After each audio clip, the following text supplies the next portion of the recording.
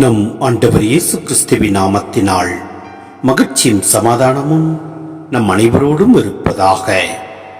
1 பேதுரு 4:12-16 முடிய.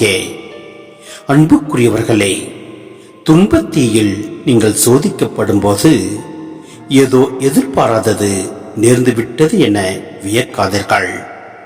மாறாக கிறிஸ்துவின் துன்பங்களில் நீங்கள் இத்துணை பங்கு கொள்கிறீர்கள் என எண்ணி மகிழுங்கள். அப்பொழுது கிறிஸ்துவின் மாட்சி வெளிப்படும் வேளையில் இன்னும் மகிழ்ந்து பேர்வகை கொள்வீர்கள். கிறிஸ்துவின் பொருட்டு பிறர் உங்கள் மீது வசை கூறும்போது நீங்கள் பேறு பெற்றவர்கள். ஏனெனில் கடவுளின் மாட்சி மிக்க தூய ஆவி உங்கள் மேல் தங்கும். ஆனால் உங்களுக்கு வரும் துன்பங்கள் நீங்கள் கொலைஞராகவோ, திருடராகவோ, தீமை செய்பவராகவோ, பிறர் காரியங்களில் தலையிடுபவராகவோ இருப்பதால் வந்தவையாய் இருக்கக்கூடாது.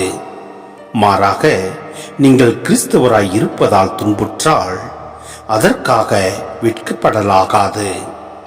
அந்த பெயரின் பொருட்டு கடவுளை போற்றி புகழுங்கள்.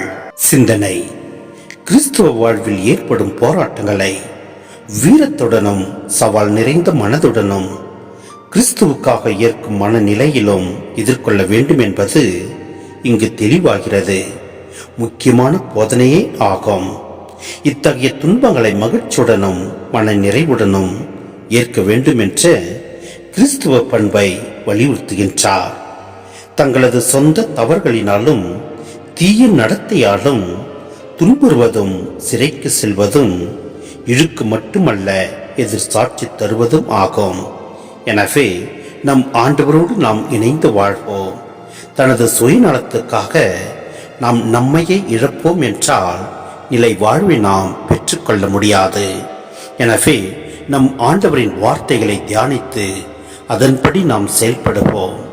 அவ்வாறு நாம் செயல்படுகின்ற போது எப்படிப்பட்ட துன்பங்கள் மகிழ்ச்சிகள் ஏற்படினும் நம் ஆண்டவருக்கு நன்றி கூறி அவரோடு நாம் இணைந்து வாழ்வோம். எல்லாம் வல்ல இறைவன் நம்மை இறைவாய் ஆசீர்வதிப்பார்.